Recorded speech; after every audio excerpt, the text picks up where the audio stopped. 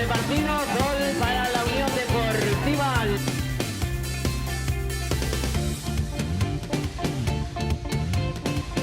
Así que Unión Deportiva Levante 1.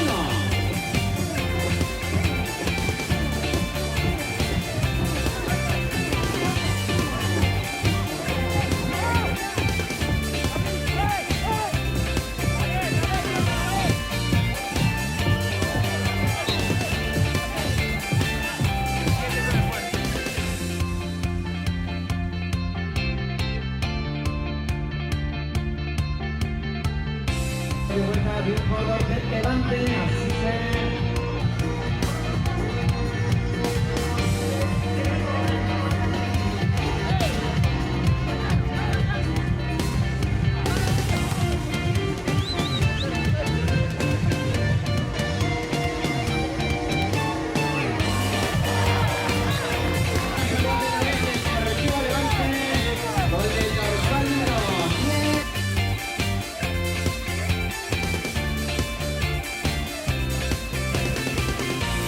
En este caso, Mediestar 1.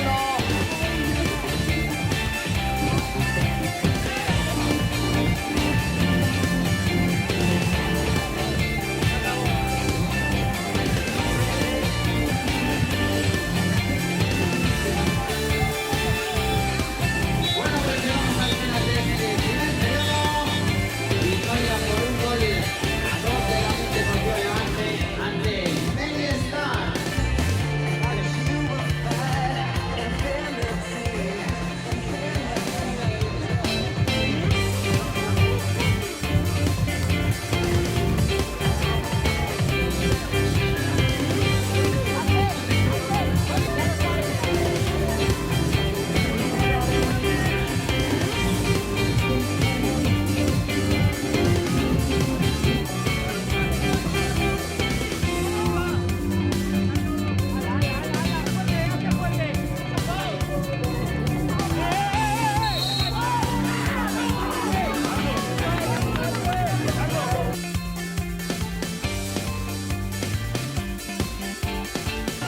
Para Salvatore Zambrino.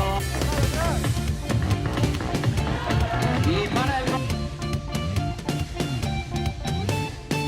Menos de 5 minutos para que finalice este segundo periodo. Seguimos con el resultado a favor de la Unión Deportiva Levante, que está venciendo un gol a 2 al Mediestar.